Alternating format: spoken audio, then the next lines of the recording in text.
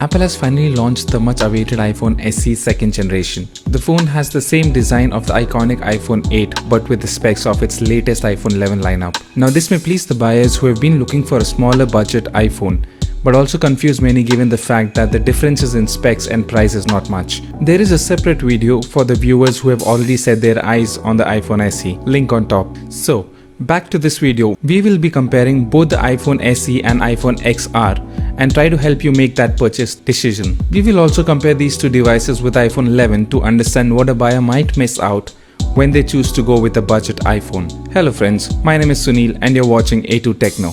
Let's get started. iPhone SE features a glass and aluminum body with a 4.7-inch LCD Retina HD display with a pixel density at 326 ppi and a maximum brightness of 625 nits. While the iPhone XR has the same glass and aluminum body with a bigger 6.1-inch LCD Liquid Retina display with a pixel density and a max brightness same as iPhone SE. So it's safe to say that in terms of display, the only difference is the screen size and a personal preference of going with a full screen phone or a phone with huge bezels. In terms of power, the iPhone SE has the latest and fastest A13 Bionic chipset, so everything on this phone feels fluid and blazingly fast. On the iPhone XR, the device has the last gen A12 Bionic chipset. Now just because it's an old chip, in no way it's sluggish and you will not feel any difference in the day-to-day use when compared to A13 Bionic chipset on iPhone SE. It's only while performing demanding tasks like video editing or high graphic games you might feel the difference of a second or so.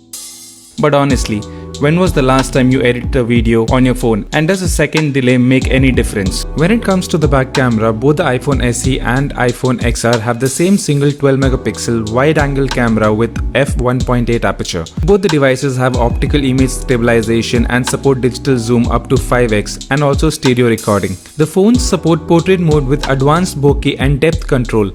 However, it is the older XR that supports more portrait lighting effects if that's your thing. As far as video is concerned, both support 4K video recording at 60 frames per second and both support OIS and a digital zoom up to 3x. iPhone SE and XR both have slow motion video support for 1080p at 240 frames per second. For the selfie shooter, both these phones have a 7-megapixel f2.2 aperture lens. But here is when you start noticing the corners being cut in iPhone SE when compared to iPhone XR. The iPhone SE video recording is capped at 1080p at 30 frames per second, while the iPhone XR is capped at 60 frames per second. The XR supports extended dynamic range for video at 30 frames per second and cinematic video stabilization, which is missing from the iPhone SE. Also to add, the iPhone SE does not support Apple's own Animoji. When it comes to security, the iPhone SE sees the return of the iconic Touch ID, which we love a lot. Having said that, the iPhone XR uses the most secure Face ID, which is enabled by true depth camera for facial recognition. So in this case, it's more of a personal preference, and if I had to choose one of them, then I would go for the Face ID. The thing is that Touch ID is more of a nostalgia than anything else, and moreover, it's Apple who themselves have been insisting that Face ID is more secure than Touch ID. Both the phones are rated IP67 with a maximum depth of 1 meter up to 30 minutes, so the phone should be able to survive a few splashes of water on a rainy day or on a poolside. On the battery front, both the phones have built-in rechargeable lithium-ion battery. Though we are still waiting on the exact figures on the battery size of the iPhone SE,